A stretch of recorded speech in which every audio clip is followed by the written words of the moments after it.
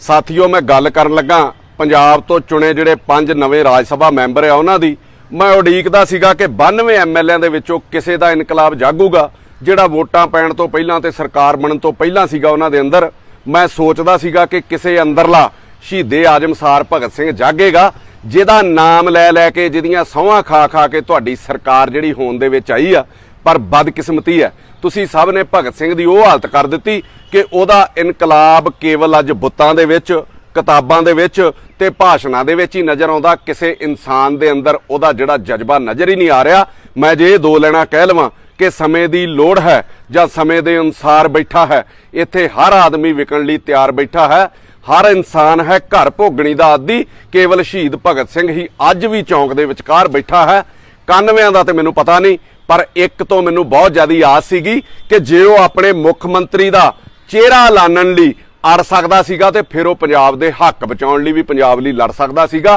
सार भगवंत सिंह मान जी कि वाकई ही शहीद भगत सिंह दे जिहड़े सुपने पूरे करने सीगे ते जां सिर्फ टीचा जिहड़ा मुख मंत्री दी कुर्सी हासिल करना सीगा जिहड़ी कर लई आ।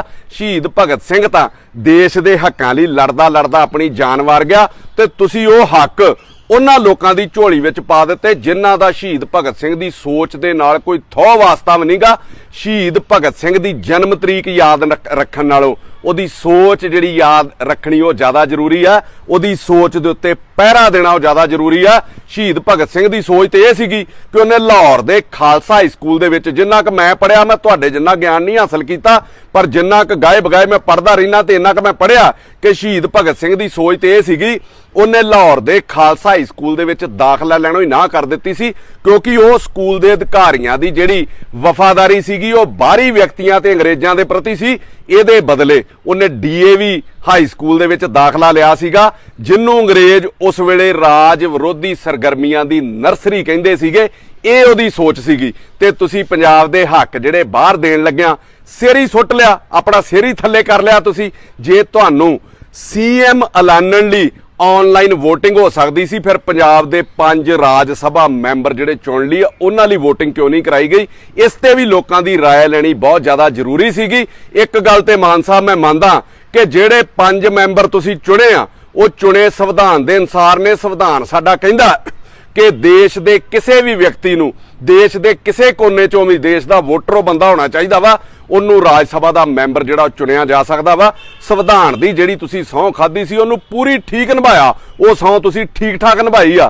पर जिहड़ी सौं तुसी खटकड़ कलां दे विच खाधी सी पंजाब दे हक बचाउण लई एडा ताम झाम कीता सीगा, 3-4 लाख उत्थे बंदा इकट्ठा कीता सीगा, अथाह जिहड़ा खर्चा कीता गया सीगा, वो सौं खाधी सी पंजाब दे हक्कां दी राखी, वो राखी करन लई और पंजाब दे हक्कां दी लड़न लई। ਉਹ शहीद दी धरती ते खाधी सौं ते तुहाडी टुੱਟ गई। भगवंत सिंह मैं तैनूं एक गल कहूँगा ਉਹ ਸੌਂ अज ਉਹ पूरी हुंदी किते नज़र नहीं आउंदी कि आपां नूं कुर्सी जाण दा डर सताउण लग पिया वा जां सुख सहूलतां दे प्रति आपां इन्ने ज़्यादा मोहित हो गए भी इन्हां नूं छड्डणा ही नहीं चाहुंदे। सानूं डर सताउंदा रहिंदा भी कुर्सी तो ला दूगा कोई। भगत सिंह 20 साल की उम्र दे विच घरों इस करके भज गया सीगा भी ਉਹਦਾ ਵਿਆਹ ਕਰਨ ਨੂੰ ਫਿਰਦੇ ਸੀ घर वाले और ਜਾਂਦਾ ਜਾਂਦਾ वो एक चिट्ठी लिख के गया सीगा। ਉਹਦੇ ਵਿੱਚ ਉਹ लिखदा कि मेरे जीवन का सब तो उत्तम जिहड़ा कारण आ वो देश की आज़ादी है ते कोई भी आराम जां दुनियावी इच्छा मैनूं लुभा नहीं सकदी। ये ਉਹਦੀ सोच सीगी ते फिर की कुर्सी का एडा जिहड़ा लालच आ तुहाडे उत्ते ते भगत सिंह की सोच दे उत्ते हावी हो गया कि आपां 10 दिनां दे विच अखां भी बंद कर लियां ते मूँह भी बंद कर लिया भी जो हुंदा पंजाब दे विच होण दो। सौं शहीद भगत सिंह दी जां पंजाब दी वफादारी दी खाधी सी कि दिल्ली वालियां दी वफादारी दी खाधी सीगी? ये लोग तुहानूं सवाल जिहड़े वो गाए बगाए हुण करदे रहणगे। अजे भी डुੱਲੇ बेरां दा कुछ नहीं विगड़िया। अग्गों पंजाब दे होण वाले नुकसान नूं बचाओ। कुर्सी आउंदी जांदी रहणी है, लोकां दे दिलां दे विच जिहड़ी जगह वा वो स्थाई बना के रखो। फिर भगत सिंह वांग लोग तुहाडे तुर जाण तो बाद भी तुहानूं याद करते रहणगे और याद रखणगे। जे वो भी कुर्सी का लालच करदा शहीद भगत सिंह फिर इन्नी इज्जत ना कमाउंदा। ये याद रखो मान साहब कि भगत सिंह एक ही सीगी, भगत सिंह एक ही सीगा। प्रधानमंत्री ते मुख मंत्री कई आए ते कई तुर गए। लोग उन्हां नूं इन्नी इज्जत नहीं दिंदे ते जे अज पंजाब प्रति तुहाडा रवैया इहो ही रहा ते याद रखियो लोग तुहानूं दिलां दे विचों भी ला देणगे ते लोग तुहानूं गद्दी तो लाउण लग्गिआं भी टाइम नहीं लाउणगे। क्योंकि झूठ ते जिहड़ा विखावा वा ना वो बहुती देर नहीं चलदा। किसी सियाणे ने बड़ा वधिया लिखिआ और तुहाडे ते अजकल ढुकदा कि पानी दे चढ़े बिना सैलाब नहीं हुंदे, मिट्टी च डुੱਬੇ बिना गुलाब नहीं हुंदे। शहीद भगत सिंह दी तरह सूली ते चढ़ना पैंदा है, केवल पीलियां पग्गां बन्नण वाले इनकलाब नहीं हुंदे। सो देखदे आ कि भगत सिंह दीयां बातां सुणाउण वाले दे अंदर शहीद भगत सिंह कदों जागदा वा, किन्ना टाइम लगूगा उहनूं दुबारा जागण लई। मैं तुहानूं याद कराउण लगा, हुण थोड़ियां थोड़ियां गल्लां नाले नाल कराउंदे रवांगे। जे बड़ा लंमा समां तुसीं तुहाडी पार्टी ने राज करना वा कि जदों भाखड़ा ब्यास मैनेजमेंट बोर्ड दे अधिकारी ਜਿਹੜੇ ਆ ਪਹਿਲਾਂ ਪਿਛਲੇ ਮਹੀਨਿਆਂ ਦੇ ਵਿੱਚ ਬਾਹਰੋਂ ਲਾ ਦਿੱਤੇ ਗਏ ਸੀਗੇ, ਤੁਸੀਂ ਵੀ ਤੇ ਵਿਰੋਧੀ ਪਾਰਟੀਆਂ ਨੇ ਵੀ ਬੜਾ ਰੌਲਾ ਪਾਇਆ ਸੀਗਾ, ਬੜੀ ਆਵਾਜ਼ ਚੁੱਕੀ ਸੀਗੀ ਕਿ ਪੰਜਾਬ ਦੇ ਹੱਕ ਖੋਏ ਜਾ ਰਹੇ ਆ। ਤੇ ਹੁਣੇ 5 ਰਾਜ ਸਭਾ ਮੈਂਬਰ ਦਿੱਲੀ ਤੋਂ ਥੋਪ ਦਿੱਤੇ ਗਏ ਆਪਣੀ ਮਰਜ਼ੀ ਦੇ ਅਨੁਸਾਰ, ਆਪਣੀ ਆਵਾਜ਼ ਵੀ ਨਹੀਂ ਨਿਕਲੀ। ਤੇ ਮੈਂ ਤੁਹਾਡੇ ਬਾਰੇ ਇਹ ਗੱਲਾਂ ਜ਼ਰੂਰ ਕਹੂੰਗਾ। ਇਹ 4 ਲੈਣਾ ਕਿਸੇ ਸ਼ਾਇਰ ਨੇ ਬੜੀਆਂ ਵਧੀਆ ਲਿਖੀਆਂ ਨੇ ਕਿ ਏਕ ਚਿਹਰੇ ਸੇ उतरती है नकाबे कितनी, एक चेहरे से उतरती है नकाबे कितनी, लोग कितने हमें एक शख्स में मिल जाते हैं। वक्त बदलेगा, वक्त बदलेगा तो इस बार मैं पूछूंगा उसे, तुम बदलते हो तो क्यों लोग बदल जाते हैं। किवें चलाकी दे नाल 5 ਜਿਹੜੇ ਰਾਜ ਸਭਾ ਮੈਂਬਰ ਚੁਣੇ ਗਏ ਔਰ ਅਖੀਰਲੇ ਦਿਨ ਉਹਨਾਂ ਦੇ ਨੋਮੀਨੇਸ਼ਨ ਜਿਹੜੇ ਪੇਪਰ ਹੈ ਉਹ ਫਾਈਲ ਕੀਤੇ ਗਏ ਕਿ ਲੋਕਾਂ ਨੂੰ ਉਹਨਾਂ ਦਾ ਵਿਰੋਧ ਕਰਨ ਦਾ ਟਾਈਮ ਹੀ ਨਾ ਮਿਲ ਸਕੇ, ਲੋਕਾਂ ਨੂੰ ਇੰਨੀ ਸੋਝੀ ਨਾ ਆਵੇ। ਤੇ ਕਿਵੇਂ ਇਹ ਲੋਕ, ਤੁਸੀਂ ਸਮਝਦੇ ਹੋ ਵੀ ਲੋਕ ਇਹਨਾਂ ਸਾਰੀਆਂ ਚੀਜ਼ਾਂ ਨੂੰ ਸਮਝਦੇ ਆ, ਤੁਸੀਂ ਕੋਈ ਬਹੁਤੇ ਚਲਾਕ ਨਹੀਂ। ਕਿ ਕਿਵੇਂ ਆਪ ਦੇ ਸੁਪਰੀਮੋ ਅਰਵਿੰਦ ਕੇਜਰੀਵਾਲ ਨੇ ਰਾਜ ਸਭਾ ਮੈਂਬਰਾਂ ਦੇ ਪੇਪਰ ਫਾਈਲ ਕਰਨ ਤੋਂ ਇੱਕ ਦਿਨ ਪਹਿਲਾਂ ਐਮਐਲਏਆਂ ਨੂੰ ਵੀਡੀਓ ਕਾਨਫਰੰਸ ਰਾਹੀਂ ਦਬਕਾ ਮਾਰਿਆ ਸਹੀ ਕੰਮ ਕਰਨ ਦੇ ਨਾਂ ਦੇ ਉੱਤੇ ਵੀ ਕੰਮ ਵਧੀਆ ਕਰਿਓ, ਦਿੱਲੀ ਵਾਂਗ ਕਰਿਓ। ਪਰ ਅਸਲ 'ਚ ਮਕਸਦ ਇਹ ਸੀਗਾ ਕਿ ਇਹਨਾਂ ਰਾਜ ਸਭਾ ਮੈਂਬਰਾਂ ਦਾ ਵਿਰੋਧ ਨਾ ਹੋਵੇ। ਉਹਨਾਂ ਨੂੰ ਦਬਕੇ 'ਚ ਕਿਹਾ ਜਾਂਦਾ ਉਹ ਤੁਹਾਡੀਆਂ ਟਿਕਟਾਂ ਵੀ ਬਦਲ ਸਕਦੀਆਂ, ਮੰਤਰੀ ਵੀ ਲੱਥ ਸਕਦੇ ਹੋ। ਅਸਲੀ ਜਿਹੜਾ ਨਿਸ਼ਾਨਾ ਸੀਗਾ ਉਹ ਇੱਥੇ ਲਾਉਣਾ ਸੀਗਾ।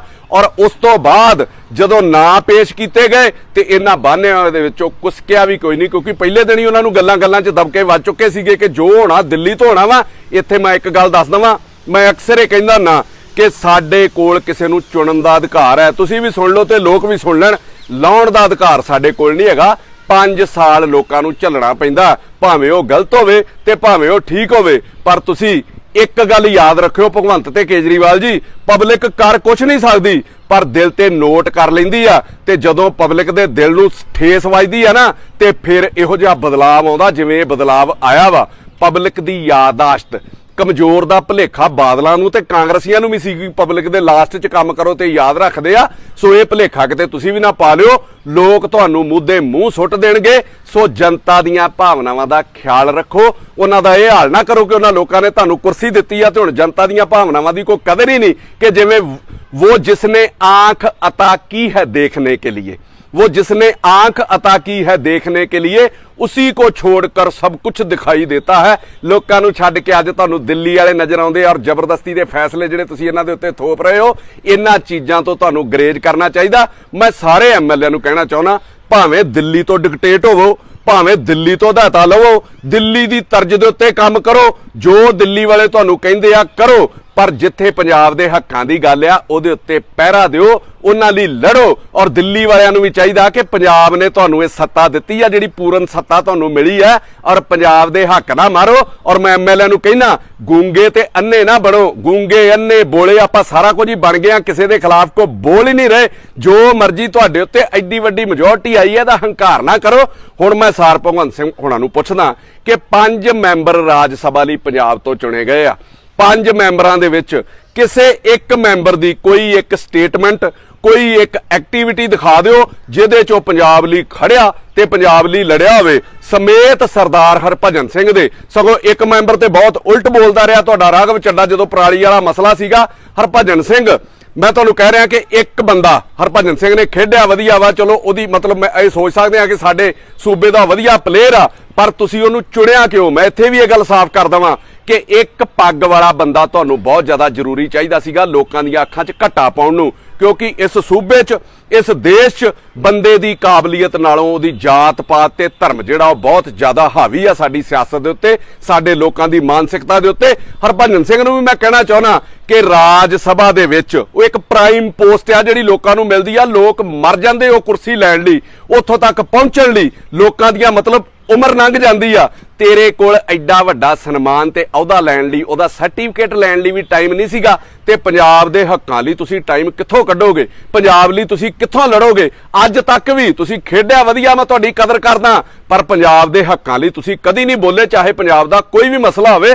ਸੋ ਇਹਨਾਂ ਚੀਜ਼ਾਂ ਦੇ ਉੱਤੇ ਧੋਖਾ ਨਾ ਕਰੋ। ਤੁਹਾਡੇ ਵੱਲੋਂ ਵੀ ਬਹੁਤੀ ਕੋਈ ਆਸ ਨਹੀਂ ਹੈਗੀ ਹਰਭਜਨ ਸਿੰਘ ਵੱਲੋਂ ਵੀ ਕੀ ਉੱਥੇ ਜਿਹੜੀ ਸੈਂਟਰ ਗਵਰਨਮੈਂਟ ਹੈ ਉਹਦੇ ਖਿਲਾਫ ਬੋਲ ਸਕਦਾ ਆ, ਜਾਂ ਇਹਨਾਂ ਦੀ ਜਿਹੜੀ ਆਈਡੀਓਲੋਜੀ ਆ ਜਾਂ ਆਪ ਵਾਲਿਆਂ ਦੀ ਇਹਦੇ ਵਿਰੋਧੋਂ ਕਿਤੇ ਜਾ ਸਕਦਾ ਵਾ। ਮੈਂ ਆਪ ਵਾਲਿਆਂ ਨੂੰ ਵੀ ਕਹੂੰਗਾ ਕਿ ਦੋ ਵੱਡੇ ਵਪਾਰੀ ਘਰਾਣਿਆਂ ਨੂੰ ਰਾਜ ਸਭਾ ਮੈਂਬਰ ਨਵਾਜ ਕੇ ਤੁਸੀਂ ਮੋਦੀ ਦੇ ਉੱਤੇ ਅਡਾਨੀ ਅੰਬਾਨੀ ਨਾਲ ਯਾਰੀ ਬਾਰੇ ਜਿਹੜੇ ਸਵਾਲ ਕਰਨ ਦਾ ਆਪਣਾ ਹੱਕ ਹੀ ਗਵਾ ਲਿਆ। ਇਹ ਤੇ ਉਹ ਗੱਲ ਹੋਈ ਵੀ ਲੋਕਾਂ ਨੂੰ ਤੁਸੀਂ ਸਮਝਾਉਂਦੇ ਰਹੇ ਹੋ ਕਿ ਕभी कभी यूं भी हमने अपने जी को बहलाया है, जिन बातों को खुद नहीं समझे ਔਰੋਂ ਕੋ ਸਮਝਾਇਆ ਹੈ। ਇਹ ਨਸੀਹਤਾਂ ਲੋਕਾਂ ਨੂੰ ਦੇਣ ਵੇਲੇ ਬੜੀਆਂ ਚੰਗੀਆਂ ਲੱਗਦੀਆਂ ਸੀਗੀਆਂ ਤੇ ਆਪਾਂ ਅੱਜ ਉਹਨਾਂ ਦੇ ਉੱਤੇ ਬੋਲਣ ਦਾ ਹੱਕ ਹੀ ਨਹੀਂ ਰੱਖਦੇ। ਸੋ ਇਹ ਹੱਕ ਗਵਾਓ ਨਾ।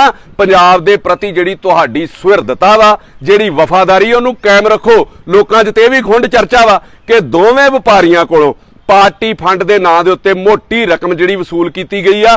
ਹੋਰ ਨਾ ਤੇ ਇਹਨਾਂ ਦਾ ਕੋਈ ਪਾਰਟੀ ਦੇ ਵਿੱਚ ਕੋਈ ਯੋਗਦਾਨ ਸੀਗਾ ਤੇ ਨਾ ਇਹਨਾਂ ਦਾ ਕੋਈ ਪੰਜਾਬ ਦੀ ਲੜਾਈ ਦੇ ਵਿੱਚ ਯੋਗਦਾਨ ਸੀਗਾ। ਤੁਸੀਂ ਕਰਪਸ਼ਨ ਫਰੀ ਇੱਕ ਨੰਬਰ ਜਿਹੜਾ ਜਾਰੀ ਕੀਤਾ, ਕਰਪਸ਼ਨ ਦੀ ਨੀਂਹ ਤੇ ਇੱਥੋਂ ਹੀ ਰੱਖੀ ਗਈ ਯਾਰ। ਮਤਲਬ ਪੈਸੇ ਲੈ ਕੇ ਤੁਸੀਂ ਕਿਸੇ ਨੂੰ ਰਾਜ ਸਭਾ ਮੈਂਬਰ ਬਣਾ ਰਹੇ ਹੋ। ਸਾਰੇ ਪੰਜਾਬ 'ਚ ਤੁਹਾਡੀ ਇਹ ਚਰਚਾ ਚੱਲਦੀ ਰਹੀ। ਇਹਦਾ ਮਤਲਬ ਤੇ ਇਹ ਹੋਇਆ ਕਿ ਛੋਟੀ ਛੋਟੀ ਕਰਪਸ਼ਨ ਬੰਦ ਕਰੋਗੇ ਔਰ ਵੱਡੇ ਜਿਹੜੇ ਗੱਫੇ ਨੇ, ਵੱਡੀ ਜਿਹੜੀ ਕਰਪਸ਼ਨ ਆ, ਚਾਹੇ ਉਹ ਪਾਰਟੀ ਫੰਡ ਦੇ ਰੂਪ 'ਚ ਹੈ, ਚਾਹੇ ਉਹ ਕਿਸੇ ਤਰੀਕੇ ਵੀ ਹੈ, ਉਹਨੂੰ ਪੂਰੀ ਮਾਨਤਾ ਦਿੱਤੀ ਜਾਊਗੀ। ਮੈਂ ਭਗਵੰਤ ਸਿੰਘ ਹੋਣਾ ਨੂੰ ਕਹਿਣਾ ਕਿ ਆਪਣੇ ਦਿਲ ਤੇ ਹੱਥ ਰੱਖ ਕੇ ਦੱਸ ਦਿਓ ਕਿ ਇਹਨਾਂ ਪੰਜਾਂ ਵਿੱਚੋਂ ਇੱਕ ਵੀ ਪੰਜਾਬ ਦੀ ਦੁਰਦਸ਼ਾ ਨੂੰ ਸਮਝਦਾ ਹੋਵੇ, ਪੰਜਾਬ ਦੇ ਹੱਕਾਂ ਲਈ ਸੰਸਦ ਦੇ ਵਿੱਚ ਲੜ ਸਕਦਾ ਹੋਵੇ। ਕਦੀ ਸ਼ੀਸ਼ੇ ਸਾਹਮਣੇ ਆਪ ਹੀ ਇਸ ਸਵਾਲ ਦਾ ਜਵਾਬ ਲੈ ਲਿਓ। ਸੋ ਮੇਰੀ ਬੇਨਤੀ ਆ ਤੁਹਾਨੂੰ, ਜੋ ਹੋ ਗਿਆ ਸੋ ਹੋ ਗਿਆ। ਬੀਤਿਆ ਹੁਣ ਹੱਥ ਨਹੀਂ ਆ ਸਕਦਾ, ਉਹ ਲੱਥ ਨਹੀਂ ਸਕਦੇ, ਉਹ ਨੋਮੀਨੇਟ ਹੋ ਚੁੱਕੇ ਨੇ। ਬਲਕਿ ਅੱਗੋਂ ਆਪਣੇ ਅੰਦਰ ਇਨਕਲਾਬ ਵਾਲੇ ਕੀੜੇ ਜਗਾਓ, ਜਿਹੜੇ ਤੁਸੀਂ ਆਂਦੇ ਸੀ ਕਿ ਅਸੀਂ ਉਹ ਭਮੱਕੜਿਆ ਜਿਹੜੇ ਵੱਡਾ ਬਾਲਣ ਵੇਖ ਕੇ ਮੱਚਦੇ ਆ, ਤੇ ਹੁਣ ਦਿੱਲੀ ਵਾਲਾ ਵੱਡਾ ਬਾਲਣ ਵੇਖ ਕੇ ਤੁਹਾਡੀ ਆਵਾਜ਼ ਕਿਉਂ ਬੰਦ ਹੋ ਗਈ? ਹੁਣ ਉਹ ਭਮੱਕੜਾਂ ਦਾ ਜਨੂਨ ਕਿਉਂ ਮਰ ਗਿਆ? ਆਪਣੇ ਅੰਦਰ ਜਿਹੜੀ ਮੁੱਖ ਮੰਤਰੀ ਵਾਲੀ ਫੀਲਿੰਗ ਆ ਉਹਨੂੰ ਬਾਹਰ ਕੱਢੋ। ਪੰਜਾਬ ਦੇ ਚੌਕੀਦਾਰ ਹੋਣ ਦਾ ਅਹਿਸਾਸ ਕਰੋ ਤੇ ਇਹ ਮਿੱਠੀ ਕੈਦ ਆ ਜਿਹੜੀ ਤੁਹਾਨੂੰ ਮਿਲ ਰਹੀ ਆ ਭਗਵੰਤ ਸਿੰਘ, ਇਹਦੇ ਤੋਂ ਬਾਹਰ ਆਓ। ਲੋਕਾਂ 'ਚ ਇਹ ਗੱਲ ਫੈਲ ਰਹੀ ਹੈ ਕਿ ਦਿੱਲੀੋਂ ਤੁਹਾਨੂੰ ਕਹਿ ਦਿੱਤਾ ਗਿਆ ਕਿ ਸਾਡੀ ਮਰਜ਼ੀ ਨਾਲ ਚੱਲੋਗੇ ਤੇ ਠੀਕ ਆ, ਨਹੀਂ ਤੇ ਤੁਹਾਡਾ ਬਦਲ ਤਿਆਰ ਆ। ਇਹਨਾਂ ਚੀਜ਼ਾਂ ਕਰਕੇ ਤੁਸੀਂ ਬੋਲ ਵੀ ਨਹੀਂ ਰਹੇ। ਸੋ ਮੇਰੀ ਬੇਨਤੀ ਹੈ ਕਿ ਆਪਣਾ ਬਦਲ ਨਾ ਬਣਨ ਦਿਓ। ਮੁੱਖ ਮੰਤਰੀ ਰਹੋ ਚਾਹੇ ਨਾ ਰਹੋ, ਪਰ ਤੁਹਾਡੇ ਅੰਦਰ ਭਗਤ ਸਿੰਘ ਰਹਿਣਾ ਜ਼ਿਆਦਾ ਜ਼ਰੂਰੀ ਆ। ਲੋਕ ਤੈਨੂੰ ਉਸ ਰੂਪ ਦੇ ਵਿੱਚ ਦੇਖਦੇ ਰਹੇ ਆ ਔਰ ਅੱਜ ਵੀ ਦੇਖ ਰਹੇ ਆ। ਇੱਕ ਦੋ ਗਲਤੀਆਂ ਮੈਂ ਅੱਗੇ ਵੀ ਕਿਹਾ ਸੀਗਾ, ਮਾਫੀ, ਪਰ ਲੋਕ ਹੁਣ ਤੁਹਾਡੀ ਕੱਲੀ ਕੱਲੀ ਗੱਲ ਜਿਹੜੀ ਉਹ ਨੋਟ ਕਰਨ ਲੱਗ ਪਿਆ। ਸੋ ਇਹਨਾਂ ਚੀਜ਼ਾਂ ਦੇ ਉੱਤੇ ਧਿਆਨ ਦਿਓ। ਸਾਰ ਭਗਵੰਤ ਸਿੰਘ ਜੀ, ਤੁਸੀਂ ਮਾਨਯੋਗ ਮੁੱਖ ਮੰਤਰੀ ਹੋ ਸਾਡੇ, ਔਰ ਮੁੱਖ ਮੰਤਰੀ ਤੋਂ ਪਹਿਲਾਂ ਅਸੀਂ ਸਮਝਦੇ ਸੀ ਕਿ ਤੁਸੀਂ ਸ਼ਹੀਦ ਭਗਤ ਸਿੰਘ ਦੀ ਸੋਚ ਵਾਲੇ ਹੋ, ਜਿਹਨੂੰ ਪੰਜਾਬ ਦਾ ਹਰ ਬੱਚਾ ਨੌਜਵਾਨ ਤੇ ਬਜ਼ੁਰਗ, ਮਾਂ ਭੈਣ ਸਾਰੇ ਪਿਆਰ ਕਰਦੇ ਆ। ਔਰ ਅਖੀਰ ਦੇ ਵਿੱਚ ਮੈਂ ਉਹਨਾਂ ਲੋਕਾਂ ਨੂੰ ਵੀ ਕਹਿਣਾ ਚਾਹੁੰਦਾ, ਬੜੇ ਲੋਕ ਮੈਨੂੰ ਕਿਸੇ ਵੇਲੇ ਮਿਲਦੇ ਨੇ ਇੱਕ ਹਜ਼ੂਮ ਦੇ ਰੂਪ ਦੇ ਵਿੱਚ, ਜਾਂ ਮੈਨੂੰ ਮੈਸੇਜ ਕਰਦੇ ਨੇ, ਫੋਨ ਕਰਦੇ ਨੇ ਕਿ ਤੁਸੀਂ ਚੋਣ ਕਿਉਂ ਨਹੀਂ ਲੜੀ ਆਪ ਤੋਂ। ਮੈਂ ਉਹਨਾਂ ਲੋਕਾਂ ਨੂੰ ਦੱਸਣਾ ਚਾਹੁੰਦਾ ਕਿ ਇਹੀ ਕਾਰਨ ਸੀਗਾ ਜਿਹੜੀ ਮੈਂ ਚੋਣ ਨਹੀਂ ਲੜੀ, ਕਿਉਂਕਿ ਇਹਨਾਂ ਦੀਆਂ ਜਿਹੜੀਆਂ ਮਨਸ਼ਾਵਾਂ ਤੇ ਜਿਹੜੀਆਂ ਇੱਛਾਵਾਂ ਸੀਗੀਆਂ ਉਹਨਾਂ ਨੂੰ ਮੈਂ ਭਾਂਪ ਗਿਆ ਸੀਗਾ। ਔਰ ਗੁੰਗਾ ਪਲੇਅਰ ਮੈਂ ਕਦੀ ਨਹੀਂ ਬਣ ਸਕਦਾ, ਭਾਵੇਂ ਜ਼ਿੰਦਗੀ 'ਚ ਸਾਰੀ ਉਮਰ ਕੁਝ ਬਣਾ ਚਾਹੇ ਨਾ ਬਣਾ। ਤੇ ਅੱਜ ਉਹ ਰਾਜ ਸਭਾ 'ਚ ਇਹਨਾਂ ਕੀਤਾ, ਤੁਹਾਨੂੰ ਲੱਗਦਾ ਸੀਗਾ ਕਿ ਇੱਕ ਐਮਐਲਏ ਦੀ ਕੁਰਸੀ ਲਈ ਮੈਂ ਚੁੱਪ ਕਰ ਸਕਦਾ ਸੀਗਾ? ਇੱਥੇ ਜੁੱਤੀਓ ਜੁੱਤੀ ਮੈਨੂੰ ਹੋਣਾ ਪੈਣਾ ਸੀਗਾ। ਔਰ 15-20 ਦਿਨਾਂ ਦਾ ਜਿਹੜਾ ਸਾਥ ਸੀਗਾ, ਇਹੋ ਜਿਹੇ ਸਾਥ ਮੈਂ ਲੱਭਦਾ ਨਹੀਂ, ਹਮ ਖਿਆਲੀ ਸੋਚ ਦੇ ਲੱਭਦਾ ਵਾਂ। ਭਗਵੰਤ ਸਿੰਘ ਵਧੀਆ ਸੋਚ ਸੀਗੀ, ਪਰ ਮੈਨੂੰ ਲੱਗਾ ਕਿ ਉਹਦੇ ਉੱਤੇ ਕੰਟਰੋਲ ਕੋਈ ਦਿੱਲੀੋਂ ਚੱਲ ਰਿਹਾ ਵਾ। ਸੋ ਇਹਨਾਂ ਕਾਰਨਾਂ ਕਰਕੇ ਮੈਂ ਇਹਨਾਂ ਦਾ ਹਿੱਸਾ ਹੀ ਨਹੀਂ ਬਣਿਆ। ਕਿਸੇ ਅਹੁਦੇ ਦਾ ਲਾਲਚ ਕਰਨ ਨਾਲੋਂ, ਕਿਸੇ ਅਹੁਦੇ ਤੇ ਜਾਣ ਨਾਲੋਂ ਲੋਕਾਂ ਦੇ ਦਿਲਾਂ ਦੇ ਵਿੱਚ ਜਾਣਾ ਮੈਂ ਜਿਹੜਾ ਜ਼ਿਆਦਾ ਜ਼ਰੂਰੀ ਸਮਝਦਾ। ਔਰ ਇਹ ਕਹਿ ਕੇ ਅਖੀਰ ਦੇ ਵਿੱਚ ਮੈਂ ਸਮਾਪਤੀ ਕਰੂੰਗਾ कि तरक्की की फसल हम भी काट लेते, तरक्की की फसल हम भी काट लेते, थोड़े से तलवे अगर हम भी चाट लेते, बस मेरे लहजे में जी हजूर ना था, इसके अलावा मेरा कोई कसूर ना था। अगर पल भर को भी मैं बेजमीर हो जाता तो यकीन मानिए मैं कब का वजीर हो जाता।